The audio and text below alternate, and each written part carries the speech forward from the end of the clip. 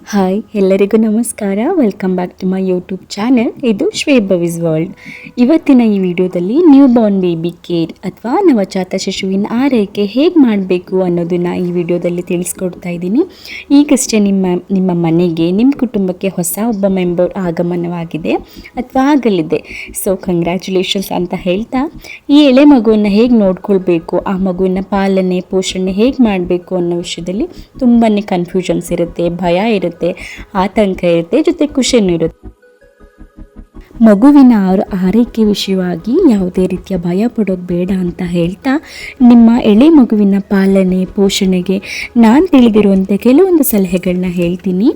ಮೊದಲನೇದಾಗಿ ಬಂದು 9 ತಿಂಗಳ ಗರ್ಭಧಾರಣೆ ನಂತರ ಮಗು ಜನಿಸಿದಾಗ ಆ ಮಗುವಿನ ತೂಕ 2.5 kg ಹೆಚ್ಚಿನ ತೂಕ ಇದ್ದು ಹುಟ್ಟಿದ ತಕ್ಷಣ ಮಗು ಅಳ್ತಾ ಇತ್ತು ಅಂದರೆ ನಿಮ್ಮ ಮಗು ತುಂಬಾ ಆರೋಗ್ಯವಾಗಿದೆ ಅಂತ ಅರ್ಥ.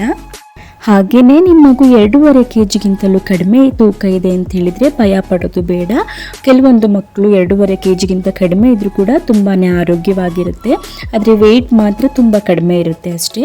ಆ ಮಗುವಿಗೆ ಹೆಚ್ಚಿನ ಕಾಳಜಿನ ವಹಿಸಬೇಕಾಗತ್ತೆ. ಜೊತೆಗೆ KMC ಕೇರ್ನ ಮಾಡಬೇಕಾಗತ್ತೆ. KMC ಕೇರ್ ಅಂತ ಹೇಳಿದರೆ ಕ್ಯಾಂಗರೂ ಮದರ್ ಕೇರ್ ಅಂಥೇಳಿ ಡಾಕ್ಟರ್ ಪ್ರಿಸ್ಕ್ರಿಪ್ಷನ್ ಪ್ರಕಾರ ಹೇಗೆ ನೋಡ್ಕೊಳ್ಳಿ ಅಂತ ಹೇಳಿದ್ರು, ಮಗುವನ್ನು ಆ ರೀತಿ ನೋಡಿಕೊಂಡ್ರೆ ಸಾಕು, ಮಗುವಿನ ಬೆಳವಣಿಗೆ ಚೆನ್ನಾಗಾಗುತ್ತೆ. ಹಾಗೆಯೇ ಮಗುಗೆ ಯಾವುದೇ ರೀತಿಯ ಆಹಾರ ಪದಾರ್ಥಗಳು ಅಂದರೆ ತಾಯಿಯದೇ ಹಾಲನ್ನು ಹೊರತುಪಡಿಸಿ ಜೇನುತುಪ್ಪ ಆಗಲಿ, ಹಸುವಿನ ಹಾಲು, ಎಮ್ಮೆ ಹಾಲು, ಸಕ್ಕರೆ ನೀರು ಹೀಗೆ ಯಾವುದನ್ನು ಕೂಡ ಕುಡಿಸ್ಬಾರ್ದು. ತಾಯಿಯದೇ ಹಾಲು ಅಷ್ಟೇ ಇಂಪಾರ್ಟೆಂಟು. ಇನ್ನು ಮೂರನೇದಾಗಿ ನೋಡಿದ್ರೆ ಮಗುವಿನ ಆದಷ್ಟು ಸ್ವೆಟರು, ಟೋಪಿ, ಸಾಕ್ಸು ಎಲ್ಲ ಹಾಕಿ ಕಾಟನ್ ಬಟ್ಟೆಯಿಂದ ಸುತ್ತಿ ಬೆಚ್ಚಗೆ ಮಲಗಿಸ್ಬೇಕಾಗುತ್ತೆ. ಆದಷ್ಟು ತಾಯಿಯ ಬಳಿಯೇ ಮಲಗಿಸೋದ್ರಿಂದ ಬಾಂಡಿಂಗ್ ತುಂಬ ಚೆನ್ನಾಗಿರುತ್ತೆ. ಯಾಕಂದರೆ 9 ತಿಂಗಳು ಗರ್ಭಾಶಯಲ್ಲಿ ತುಂಬಾ ಬೆಚ್ಚಗಿರುತ್ತೆ ಮಕ್ಕಳು. ಇನ್ನು 4ನೇದಾಗಿ ಮಗುವಿಗೆ 3 ಅಥವಾ 5 ದಿನ ಸ್ನಾನ ಮಾಡಿಸೋದೇ ಬೇಡ.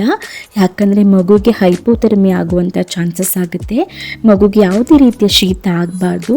ಸೊ ಬಿಸಿನೀರಿಂದ ಕಾಟನ್ ಬಟ್ಟೆನ ಒದ್ದೆ ಮಾಡಿಕೊಂಡು ಮೈ ಒರೆಸ್ಕೊಂಡ್ರೆ ಸಾಕು. Just wiping on warm water. ಹಾಗೆ 5 ದಿನ ಒಕ್ಲು ಬಳ್ಳಿ ಬಿದ್ದಿರಲ್ಲ, 5ರಿಂದ 12 ದಿನ ಸಹಜವಾಗಿ ಬಿದ್ದೋಗ್ಬಿಡುತ್ತೆ. ಬಿಸಿನೀರಿನ ಸ್ನಾನ ಮಾಡಿಸೋದ್ರಿಂದ ಅದಕ್ಕೂ ಕೂಡ ಎಫೆಕ್ಟ್ ಆಗುವಂಥ ಚಾನ್ಸಸ್ ಇರುತ್ತೆ. ಹಾಗಾಗಿ ಇನ್ನು 5ನೇ ಪಾಯಿಂಟ್ ಅಂದರೆ ಹೊಕ್ಕಳ ಬಳ್ಳಿಯನ್ನು ಆದಷ್ಟು ಸ್ವಚ್ಛವಾಗಿಡಬೇಕು. ಏನೂ ಕೂಡ ಹಚ್ಚೋದು ಬೇಡ. ಈ ಹೊಕ್ಕಳ ಬಳ್ಳಿ 5ರಿಂದ 12 ದಿನ ಒಳಗಾಗಿ ಸಹಜವಾಗಿ ಉದುರೋಗುತ್ತೆ. ಮುಟ್ಟೋದು, ಎಳೆಯೋದು ಮಾಡೋದು ಬೇಡ. ಮಗುಗೆ ಡೈಪರ್ ಹಾಕಿದಾಗ ಹೊಕ್ಕಳು ಹೊರಗಡೆ ಇರಬೇಕು. ಡೈಪರ್ ಒಳಗಡೆ ಇದ್ದರೆ ಮಗುಗೆ ಮೋಷನ್ ಅಥವಾ ಯೂರಿನರ್ ಅದಕ್ಕೆ ತಾಕಿ ಇನ್ಫೆಕ್ಷನ್ ಆಗುವಂಥ ಚಾನ್ಸಸ್ ಇರುತ್ತೆ. ಕೆಲವೊಬ್ಬರು ಅರಿಶಿನ ಪುಡಿ ಹಾಕೋದು, ಆಮೇಲೆ ಆಪ್ರೇಷನ್ ಪೌಡರ್ ಹಾಕೋದು, ಉಪ್ಪು ಹಾಕೋದು, ಈ ರೀತಿ ಎಲ್ಲ ಮಾಡ್ತಾರೆ. ಅದು ಯಾವುದನ್ನು ಕೂಡ ಮಾಡೋದು ಬೇಡ. ನಿಮ್ಮ ಡಾಕ್ಟರ್ ಯಾವ ರೀತಿ ಹೇಳ್ತಾರೋ ಆ ರೀತಿ ನೋಡ್ಕೊಳ್ಳಿ.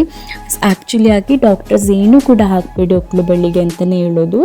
5ರಿಂದ 12 ದಿನಗಳ ಒಳಗಡೆ ಸಹಜವಾಗಿ ಒಣಗಿ ತಾನಾಗಿ ಉದುರಿ ಹೋಗ್ಬಿಡುತ್ತೆ.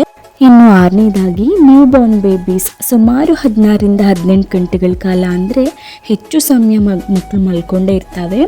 ಮಗು ಮಲಗಿದೆ ಅಂತೇಳಿ ಹಾಲು ಕುಡಿಸ್ದೇ ಇರಬಾರ್ದು. ಪ್ರತಿ 2 ಗಂಟೆಗೊಂದ್ಸಲ ಮಗುವನ್ನು ಎಚ್ಚರ ಮಾಡಿ ಹಾಲು ಕುಡಿಸ್ಬೇಕಾಗುತ್ತೆ. ಹಾಗೆಯೇ ಪ್ರತಿ ಬಾರಿ ಹಾಲು ಕುಡಿಸಿದಾಗಲೂ ಮಗುವನ್ನು ತೇಗಿಸಿ ಮಲಗಿಸೋದು ತುಂಬ ಮುಖ್ಯ. ನೀವು ಮಾಮ್ಸ್ ಇದನ್ನು ಮೈಂಡ್ನಲ್ಲಿ ಸೇವ್ ಮಾಡ್ಕೊಂಡು ಬಿಡಬೇಕು. ಪ್ರತಿ ಬಾರಿ ಹಾಲು ಕುಡಿಸಿದಾಗಲೂ ಪ್ರತಿ ಬಾರಿ ಬರ್ಪ್ ಮಾಡಿ ಮಲಗಿಸ್ಬೇಕು ಮಗುನ. ಇನ್ನು 7ನೇದಾಗಿ ನೋಡೋದಾದರೆ, ನಿಮ್ಮ ಮನೆಯಲ್ಲಿ ಯಾರಿಗಾದರೂ ಹುಷಾರಿಲ್ಲ ಅಂದರೆ ನೆಗಡಿ, ಕೆಮ್ಮು, ಜ್ವರ, ಅಸ್ವಸ್ಥ ಇರುವಂತಹ ಯಾರು ಕೂಡ ಮಗುವನ್ನು ಎತ್ಕೊಳ್ಳೋದು ಬೇಡ, ಮುಟ್ಟೋದು ಬೇಡ.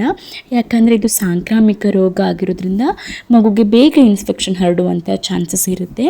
ಹಾಗಾಗಿ ಹುಷಾರಿಲ್ಲದೆ ಇರೋರು ಆದಷ್ಟು ಮಗುವಿಂದ ದೂರ ಇರೋದು ಒಳ್ಳೆಯದು. ಇನ್ನು 8ನೇದಾಗಿ ನಿಮ್ಮ ಮಗುವಿನ ವ್ಯಾಕ್ಸಿನ್, ಚುಚ್ಚುಮದ್ದುಗಳನ್ನ ಸಮಯಕ್ಕೆ ಸರಿಯಾಗಿ ಕೊಡಿಸೋದು ತುಂಬ ಇಂಪಾರ್ಟೆಂಟ್ ಮತ್ತು ಕಂಪಲ್ಸರಿ ಕೂಡ. ಇದು ನಿಮ್ಮ ಮಗುವನ್ನು ಮಾರಣಾಂತಿಕ ಕಾಯಿಲೆಗಳಿಂದ ಕಾಪಾಡುತ್ತೆ. ಈ ವಿಷಯದಲ್ಲಿ ಯಾವುದೇ ಕಾರಣಕ್ಕೂ ನೆಗ್ಲಿಜೆನ್ಸಿ ಬೇಡ. ಮಗುವನ್ನು ನಿಮ್ಮ ಮಕ್ಕಳ ವೈದ್ಯರ ಬಳಿ ಕರ್ಕೊಂಡು ಹೋಗಿ ನಿಮ್ಗೆ ಏನೇ ಡೌಟ್ಸ್ ಇದ್ದರೂ ಕೂಡ ಕ್ಲಿಯರ್ ಮಾಡ್ಕೊಳ್ಳಿ. ಹಾಗೆ ಜಾಂಡೀಸ್ ಏನಾದರೂ ಇದೆಯಾ ಅಂತ ಪರೀಕ್ಷೆ ಮಾಡಿಸ್ಕೊಳ್ಳೋದು ಒಳ್ಳೆಯದು. ಹಾಗೆ 9ನೇದಾಗಿ ನೋಡೋದಾದರೆ, ಮಗುವಿಗೆ ಪ್ರತಿದಿನ ವಿಟಮಿನ್ D3 ಡ್ರಾಪ್ಸ್ನ ಹಾಕೋದು ತುಂಬ ಮುಖ್ಯ. ಮಗು ಹುಟ್ಟಿದ್ದಿಂದ 1 ವರ್ಷದವರೆಗೂ ವಿಟಮಿನ್ D3 ಡ್ರಾಪ್ಸ್ನ ಪ್ರತಿದಿನ 1 ml ಕೊಡಬೇಕಾಗುತ್ತೆ. ಇದು ನಮ್ಮ ಮಗುವಿನ ಆರೋಗ್ಯಕರ ಬೆಳವಣಿಗೆಗೆ ಸಹಾಯಕವಾಗಿದೆ. ಹಾಗೆಯೇ ಮಗುವಿಗೆ ಎಳೆ ಬಿಸಿಲನ್ನು ಕಾಯಿಸೋದು ತುಂಬ ಒಳ್ಳೆಯದು. ಮುಂಜಾನೆಯ ಸೂರ್ಯನ ಕಿರಣಗಳಿಂದ ನೈಸರ್ಗಿಕವಾಗಿ ಮಗುವಿಗೆ ವಿಟಮಿನ್ D ಸಿಗುತ್ತೆ ಅಂತ ಹೇಳ್ತೀನಿ. ನನಗೆ ತಿಳಿದಿರುವಂತೆ ನವಜಾತ ಶಿಶುವಿನ ಆರೈಕೆ ಈ ರೀತಿಯಾಗಿದೆ. ಪೂರ್ತಿ ವಿಡಿಯೋ ನೋಡಿದ್ದಕ್ಕಾಗಿ ಧನ್ಯವಾದಗಳನ್ನ ಹೇಳ್ತಾ ನನ್ನ ಚಾನಲ್ನ ಸಬ್ಸ್ಕ್ರೈಬ್ ಮಾಡ್ಕೊಳ್ಳಿ, ಹಾಗೆ ನನಗೆ ಸಪೋರ್ಟ್ ಮಾಡಿ ಅಂತ ಕೂಡ ಕೇಳ್ಕೊಳ್ತೀನಿ. Thank you so much.